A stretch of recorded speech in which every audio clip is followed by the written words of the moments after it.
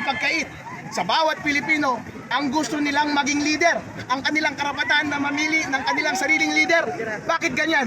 Dahil babayad kayong lahat. Magandang hapon po sa inyong lahat. Andito si Attorney Harold Respicio mula sa Sonil North para suportahan ang ating kasama, best friend, Congressman Lian Reviste, mga taga Batangas, para mag-rally dito sa Liwasang Bonifacio at manawagan sa gobyerno ni BBM na sa wakas, sir, magtrabaho ka na at ang pwede mong gawin ay tanggalin na ang VAT at ang excise tax. Dahil kung hindi ninyo ginawa yan, ang ginagawa nyo lamang at inaatupag ninyo ay nakawin ang perang kinokolekta ninyo mula sa aming mga buwis at pinapersecute ninyo si Sara Duterte.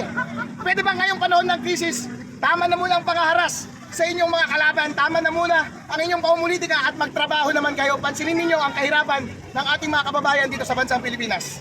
Sir, regarding naman po kay BBM, sir, gusto nila kasuhan ngayon yung mga taong nagtatanong, naghahanap kay BBM at gusto isapubliko sana yung tunay na kalusugan ni BBM. Bilang isang abogado, pwede po ba kasuhan ng Malacanang, ng kanyang mga alipores yung mga taong nagtatanong tungkol sa kalusugan ni BBM? So gusto niyang kasuhan yung mga naghahanap kay BBM at nagtatanong ng kanyang kalusugan. BBM, kasuhan mo ako! Nasaan ka na? Meron ka bang sakit? Bakit hindi ka nagpapakita at bakit hindi ka nagtatrabaho? Yung pangako mo sa buong Pilipinas noon, yung pangako mo sa mga Ilocano, sa mga Pilipino, nababawiin mo ang ating karangalan. Wala kang ibang ginawa kundi magnakaw. Ngayon lugmok na lugmok tayo. Wala tayong ka-pride-pride. Yung tanging tao na siyang ating hope na ibabalik ang ating pride, ang pamilya Duterte, ayaw mo pang mamuno sa atin. Sayang na sayang, inisquander mo ang pagkakataon para bawiin ang dignidad ng iyong pamilya, ang dignidad ng Pilipino. Ganyan pa ang iyong ginagawa. Napakahina mo talaga. Kung hindi ikaw ang gumagawa niyan, bes, umalis ka na dyan. Kung hindi ikaw ang gumagawa niyan, bakit mo pinapabayaan yung mga mahihina mong demonyon sa paligid mo na siyang magdikta ng pamamahala dito sa ating Pilipinas? Na hindi naman sila pinili ng mga Pilipino. Kung hindi mo talaga kaya, kung mahina ka talaga, kung nag-a-addict ka talaga at nagda-drugs, or kung may sakit ka talaga, hindi mo na kayang tumayo dyan sa iyong hospital bed, wag ka nang magtrabaho at ibigay mo na sa rightful holder ng posisyon ng leadership sa bansang Pilipinas. Dahil ang mga Pilipino ay deserve nila ng isang malakas na leader na mamuno sa kanila at gumagawa ng konkretong aksyon at hindi lamang pagnanakaw ang ginagawa. Ang sinasabi ngayon ng House of Representatives, pagdating ng 14, kung walang ilalabas na TRO ang Supreme Court, itutuloy daw po nila yung impeachment trial ni Vice President Sara. Pwede po ba yun? Bali, ang ginagawa ng House of Representatives ngayon, yung Committee on Justice, kung mapapansin ninyo, doon sa question ng substance ng ating mga allegations doon sa complaint. Ang sabi doon sa House rules ng impeachment, dapat ultimate facts para makapag-establish ng cause of action ng basis para ma-impeach si VP Sara. So ano mga basis? Betrayal of public trust, graft and corruption, whatever. Pero dapat linay out nila yung elements ng crime at dapat linay out din nila yung ultimate facts para magkaroon ng sinasabing sufficient in substance, dahil yun yung required ng ating batas. Kapag hindi mo sinunod yun, grave abuse of discretion yun ng Committee on Justice. Hindi mo pwedeng sabihin na political process ito, dahil requirement ng batas na doon sa complaint mo, kompleto yung allegation mo ng iyong ultimate facts. Kaya doon sa ating mga complaint, walang kalaman-laman, hindi po ba? Opo. Kapag walang kalaman-laman, walang ultimate facts, ibig sabihin wala kang basis para sabihin na sufficient in substance yung kanilang mga complaint. At ang Supreme Court, pwede niyang pansinin yun at sabihin niyang grave abuse of discretion ang ginawa ninyong pagboto at pagpasa ng impeachment complaint laban kay VP Sara Duterte. Pero ano ang ginagawa nila ngayon? Kapag wala ka kasing ultimate facts, ang ginagawa, fishing expedition. Ibig sabihin, witch hunt. Naghahanap sila ng ebidensya dahil in the first place, wala silang ebidensya. Kaya ngayon, gumagawa sila ng mini trial kung sino-sino ang inimbitahan nila, kung ano-ano mga dokumento ang iniimbitahan nila, ang gusto nilang kunin. Ano na ang nangyari sa ating mga karapatan bilang normal na Pilipino? Ang ating karapatan sa ating pribasiya, ang ating karapatan na pamunuan ng mga maayos na mga leader ng ating lipunan. Paano na ang ating karapatan at ang ating mandato na pamunuan tayo ni VP Sara? Bakit ninyo pinabaliwala ang rules, ang mga batas ng ating Committee on Justice sa House of Representatives? Pinabaliwala ninyo dahil gusto nyo lamang siya i-impeach? Bakit gusto nyo siya i-impeach? Para hindi siya makatakbo bilang presidente sa 2028? Pero tanungin mo, ang buong Pilipinas, sino ang gusto nilang maging presidente sa 2028? Si VP Sara. Ibig sabihin ba, BBM, mga tao sa Senado at House of Representatives. Gusto ninyong ipagkait sa bawat Pilipino ang gusto nilang maging leader, ang kanilang karapatan na mamili ng kanilang sariling leader. Bakit ganyan? Dahil babayad kayong lahat. Lahat ng ipinayad sa inyo ay pera yan ng taong bayan. Dapat ibalik nyo sa kanila, pagsilbihan nyo sila at sundin nyo kung ano ang kanilang ninanais. Ang pinakapangit na pwede ninyong gawin ay ninakaw nyo na nga ang kanilang pera, hindi nyo pa sila pababayaan na mamili ng kanilang susunod na Pangulo. Kaya imbes na impeachment ni VP Sara ang inaatupag ninyo, atupagin ninyo ang pag-address ninyo ng krisis na ating sinasuffer ngayon sa ating bansa. Sir, last question sir. Any comment po sa unprogrammed fund na nagkakaroon ng oral argument sa Supreme Court? Unprogrammed funds, illegal yan. Yung Supreme Court meron na siyang jurisprudence noon pa na bawal ang paggamit ng unprogrammed funds kapag walang certification na hindi nagastos, kapag automatic mong ginagamit yung unprogrammed funds na wala man lang savings sa mga ibang mga items, settled na po yan. Pero yun ang ginawa ni BBM nung kanyang sa kasalukuyan niyang administrasyon. Sa katunayan, yun ang pinakamalinaw na basis as a matter of fact ng impeachment. Kung meron tayong dapat i-impeach ngayon, dapat siya yun. Dahil garapalan niyang violate ang Constitution. Isang basis ng impeachment ay culpable violation ng Constitution. Sabi ng Constitution, bawal mong galawin ang pera hanggat hindi dumadaan sa maayos na appropriation. Kaya kapag inabuso mo ang proseso ng appropriation, gumamit ka ng unprogrammed funds na hindi namimit yung mga requirements ng saligang batas, yan ay culpable violation of the Constitution. Isama mo pa yung graft and corruption. Dahil ninakaw nila yon, pwedeng ma-impeach si BBM. Kaso nga lang, ano ang ginagawa? Wala! Walang ginagawa para tulungan tayong lahat. Binabaliktad ang House Rules, ang batas, para ma-impeach si VP Sara. Bakit ba galit na galit kayo sa mga Duterte? Bakit galit kayo kay VP Sara? Bakit hindi ninyo hayaan ang taong bayan na siyang humusga sa kapalaran ng pamilya Duterte? Kung sa tingin mo, halimbawa, si President Rodrigo Duterte, sabi ng ilan meron siyang pagkakasala. E di bakit hindi mo pabayaan na ang mga institusyon ng Pilipinas ang siyang humusga sa kanya? Manatili siya sa kanyang inang bayan sa mga huling panahon niya kaysa isuko mo siya sa mga dayuhan.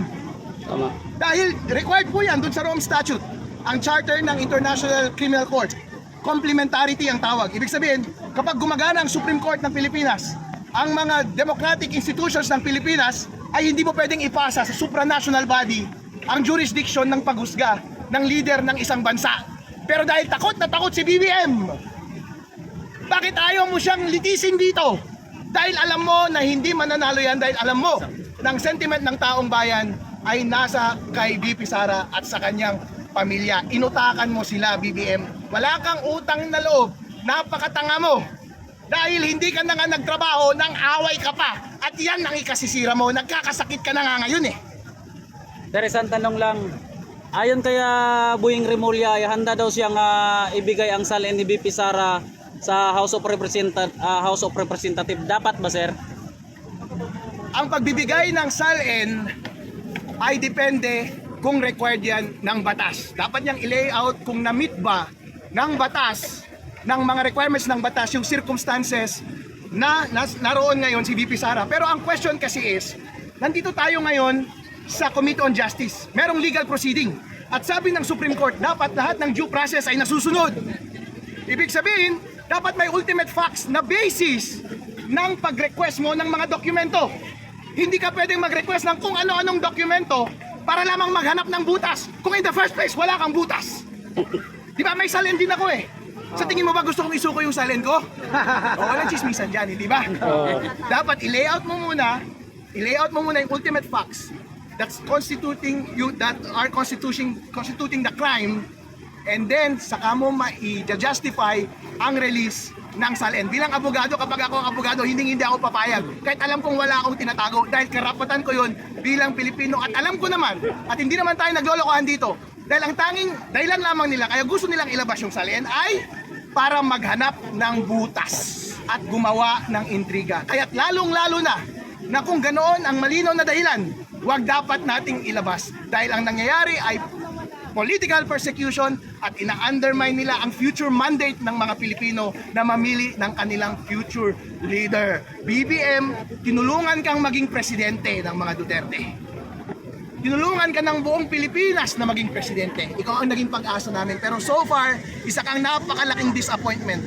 Huwag mong ipagpatuloy ito hanggang 2028. Pabayaan mo na ang taong bayan ang mamili ng kanilang susunod na leader.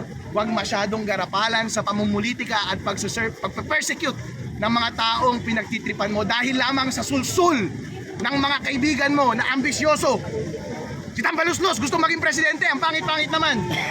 Puri sana kung buhaya, mukha siyang baboy. Joke lang. Pero wala tayong magagawa. Kaya kung ako yung abogado, hindi ko i-release yung salin. Sir, may isang tanong pa, sir. Ano masasabi nyo doon sa pinakukomento ng Supreme Court na nag-react si Redon? Pilipino. Alam rin yan ng husgado. Alam yan ng Supreme Court. Na ang tanging dahilan lamang dito ay para istymie at i-forestall yung chances at all, gawing zero ang chances na maging presidente ulit ng Pilipinas ang mga Duterte.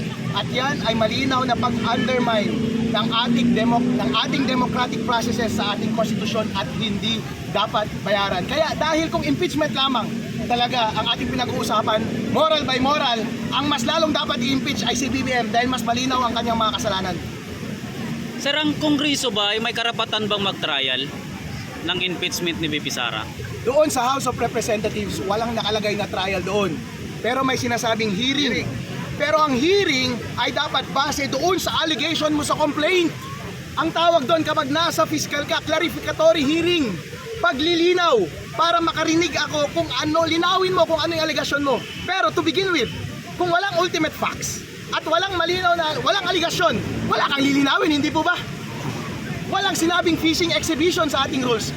Clarificatory hearing. Hearing to clarify the ultimate allegations. Pero kung walang ultimate allegations, illegal ang ginagawa nilang mini trial. Kaya illegal kung ano man ang plano nilang gawin para maghanap at magkalkal ng ebidensya na hindi naman prinesenta doon sa complaint. Tama ba yung sinabi ni Rowena Guanzon na mini budol lang ang ginagawa nila, sir? Tama ka dyan, Commissioner Rowena Guanzon. Mini budol. Dahil ang gobyernong ito ay isang napakalaking budol. Sir, regarding naman kay George Erwin Garcia, best friend mo yan eh. Yeah, buddy. Sir, may nag-file ng impeachment sa kanya. Any comments po? It's about time. Pero kung gusto ninyo ng expert witness, I'm so ready. Use me to the fullest extent. Sir, may chance ba na magiging patas ang eleksyon natin if si Garcia pa rin ang kumilik ng commissioner? Nervyos ako dyan. Dahil kung ako lang ang susundin ninyo, ayoko na siya maging commissioner. Dahil garapalan ang pagdaraya nitong tao na ito. Hindi tayo naglolokohan. Pinayaran. Dinaya yung mga makina. Nanalo yung mga dapat hindi manalo. Namatay lang ang ilaw, natalo na kami. Ang tanong, gusto nyo bang gawin yan kay VP Sara sa 2028? Hindi! Hindi! Ayun! Kaya mahalaga na tanggalin natin si Commissioner Chairman Georgie Garcia. Salamat sir, thank you po, thank you. Sir, maraming salamat. Correct. Gasolina. Alam niyo ang ibababa na roll ba? Piso. Nahiya pa kayo. Dito na lang kami. Nahiya. Ang taas. Grabe sila magtaas. Pero pagka roll ba, patingi-tingi. Ano kami? Pinag-iinsulto nyo kami? Tumaas ang Hindi pwedeng ganyan. Kaya, next week, sasama kami ulit. Magtuturo ulit kami ni Kong Lian at ni Kong Kiko. Magbabantay kami. Magmamatsak sa joint hearing. Agad di natin nakukuha ang gusto natin. Alam nyo, si Kong Lian, lumalakas ang loob ko pag nandun. E paano ba kaya nandiyan na si Kong Kiko Barsaga? Pagtatlong ito doon. Wala na. Atay na silang lahat. Ha? Ito ang trio na babantayan nyo. Itong tatlong to ang lalaban sa mga buhaya doon. Hirap! Sa Ating idol, paglaban si Vice kami! Mayor, baka mag-congress na rin po, abangan nyo. At syempre, si Ma'am Cathy Binag, di nyo alam, baka mag-party listo. O senador, di natin masabi. O kayo, manindigan lang po tayo. At huwag tayong bibitiw hanggat di natin nakukuha ang gusto natin. Tanggalin ang bat! Ang excise tax, alisin! Sinabi ko rin pala nung nakaraan. Noong panahon ni Pangulong Arroyo, siya ay nag-issue ng Executive Order 839 na pinris nga ang petrolyo, ang mga produktong petroleum presyo. Sabi ko, ba't di nyo magawa ngayon? Nagawa ni President Arroyo noong 2009 nung tayo ay hinagupit ng Ogoy. Domestic problem lang yun, kalamitan lang na pambansa. Ngayon, pandaigdig ang krisis. Nag-declare ka ng energy emergency, state of emergency. Bakit hindi mo magawa na invoke ang power na yon na increase ang presyo ng langis? Tama ba? Ano? Wala kasing malasakit. Walang pakialam. Dapat ibalik na ang tapang at malasakit sa ating gobyerno. Tama ba? Hanggang nandito ang mga leader na ito sa harap nyo, pagsisikapan namin na ibalik ang tapang at malasakit para sa ating mga mamamayan. Masasabi mo na tila ba ngayong gustong madaliin ng Committee on Justice ang impeachment process kay Vice President Sara nung malaman nila na may mga petition sa Supreme Court na ipatigil itong illegal na impeachment kay VP Sara? Ang pakiwari ko dyan, gusto nilang dito pa lang sa hearing, pakiwari ko lang, siraan nila ng lubusan si Vice President Sara. Kasi doon sa Senado, walang mangyayari dyan. They don't have the numbers in the Senate. Kaya dito pa lang, gusto nilang sulitin ang mga hearings. Itong mga natitirang hearing ng Justice Committee, tatawagin nila kunyari yung mga witnesses para siraan si VP Sara. Yun lang ang goal. Sa tingin ko, yun ang kanilang goal. Siraan si VP Sara with the hope of bringing down her ratings. Yan ang binabalak nilang. Dahil alam nila sa Senado, wala silang pag-asa.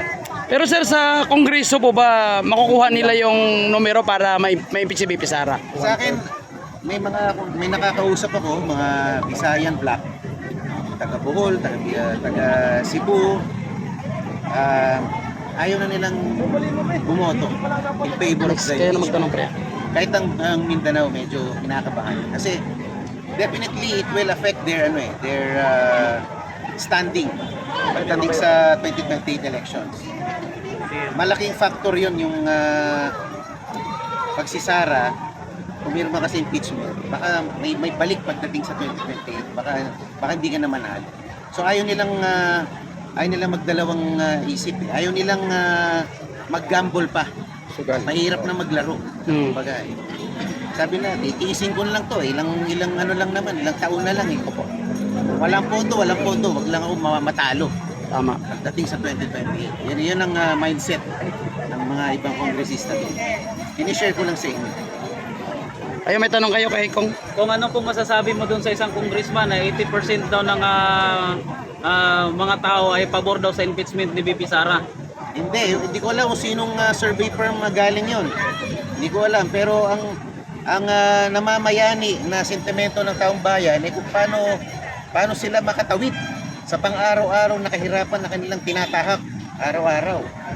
Andiyan ang pagtaas ng presyo ng crudo, gasolina, ang LPG magkano na? Dati 900 lang, magkano na ngayon? 1.5 sa amin sir, 1.5 sa amin sa Bulacan. 1.5 sa inyo. O siyempre, may epekto yan sa pagkain.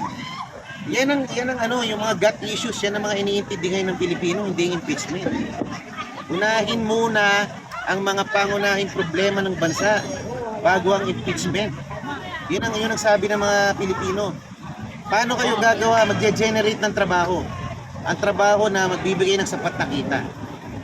Yan, yung mga kung paano maibsan na kumakalam na sikmura, yan ang iniintindi ng mga Pilipino.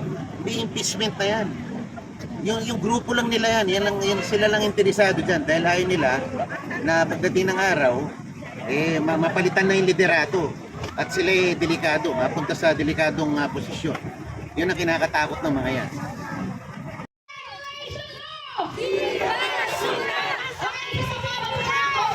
Para po mas makita tayo sa Yes po. Atras po tayo ng konti. Atras po. Atras kami. Yes po. Atras po ng konti. Yan. Para mas kita. Okay na po. Okay na po. Yan. One step forward. Yan. Okay. On three. Si BBM! Si BBM! Kasabay si BBM! Assalamualaikum!